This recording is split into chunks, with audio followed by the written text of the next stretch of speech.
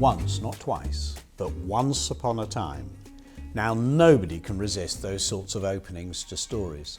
And our traditional stories, our European and worldwide traditional stories, lie at the heart of our culture, both our culture here and our worldwide culture. They're essential for children to know. It starts very, very simply with stories like The Little Red Hen or The Gingerbread Man. These are absolutely essential tales for children to have in their lives.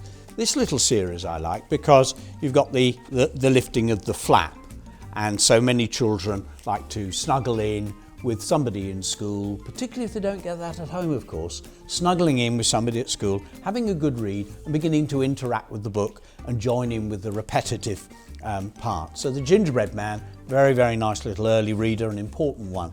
And who could resist the Billy Goat's Gruff?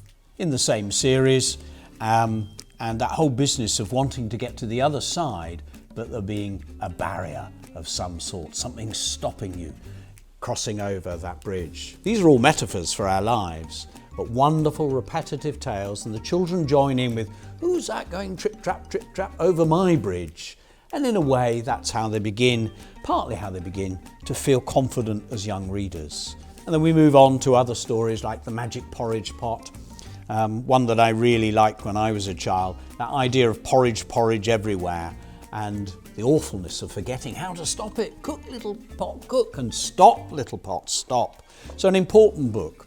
In the same way that Cinderella is going to be important. Goldilocks and the Three Bears, very important story out of the European tradition, and every child should know this. It's part of our culture. Little Red Riding Hood, very scary versions around, but this one's got plenty of comedy in it. In fact, it's absolutely hilarious, this one. In so many of these books, the illustrators play around. Elves and the Shoemaker, always thought this was a very cute little story. I like the idea of the elves coming in and being helpers to the shoemaker and his wife. And in this school where we are, they always do that one every single year. The Magic Paintbrush, a Chinese story. Imagine being given a paintbrush where anything you paint, if you paint a butterfly, it comes alive and floats around. What would you paint?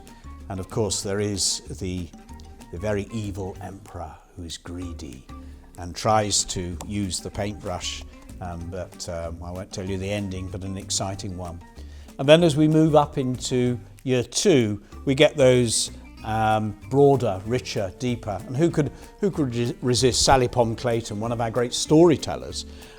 This book, The Phoenix of Persia, a rich, wonderfully illustrated book, broadening out from our European culture into world culture. And Fiona French is marvellous, and Nancy and Mr. Drybone. These are great stories, part and parcel of our local culture and our world culture. And I think that the fairy stories provide a great spine for young children in terms of their reading, but also their writing. And without them, without great books, without great stories, our classrooms are heartless places. They are just dust on the wind.